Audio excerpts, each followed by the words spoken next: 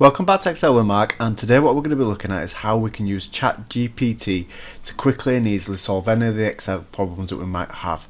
We have a couple of numbers and colours here and things, and what we want to do is ask the question of how would we count up all the red values to give us the total over here. So we can see that we have a red and a red and a red. The total that we have for the reds is 30 altogether, but how would we do this? It's nice and easy. All we need to do is just flick over onto using ChatGPT, and what you can do from here is just ask it the simple question how you would kind of ask that question. So we can say in Excel, how would you add all the red values in column A with their value of column B. So what we're saying is all the things that are in column A, column B, and let's see if this makes sense of it and what it brings up for us. An ideal, so it's brought up the SUMIF function there that we're looking for. You can use the SUMIF function to add all the red values in column A with the values in column B. The syntax for the SUMIF function is SUMIF, so then it even tells us that what we're looking for within this and how we could write out this formula ourselves if we were to look into do this in the future. So we can see that we have within the first part we have the range, so where would we find red? We have the criteria, so we need to put in that as red, and we can see that the range of everything that we want to add up, it will be in the third little part, and we can see that it's given us a little bit of an explanation down here.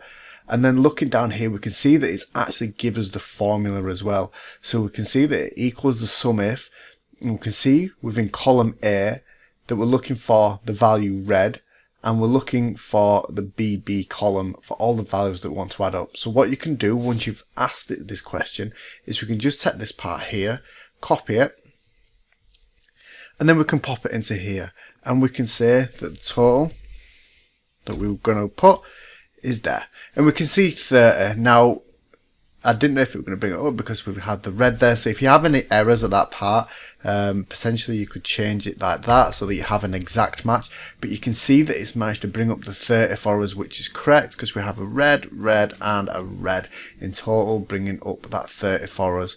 So we can see that that's nice and easy. Any problems that you have, you're able to quickly and easily use using ChatGPT, and then we can pull all that information together. We can add it something else. So to add all the values in column B in Excel, you can use the sum function.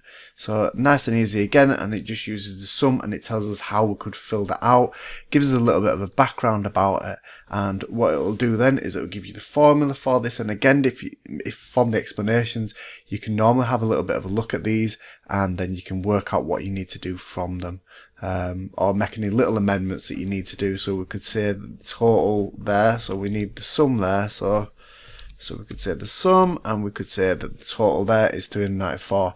And like we said before, then if you need to change any of these or make amendments, you can see up in the formula bar here that we can click up into that, and if we want to change that at all, say we change that to yellow, then we can do that like so, and we can add, or it'll make the amendments that we need to do. And we can see that within column within row 5 we have the yellow there, and we have the 65 number there, which will add it up.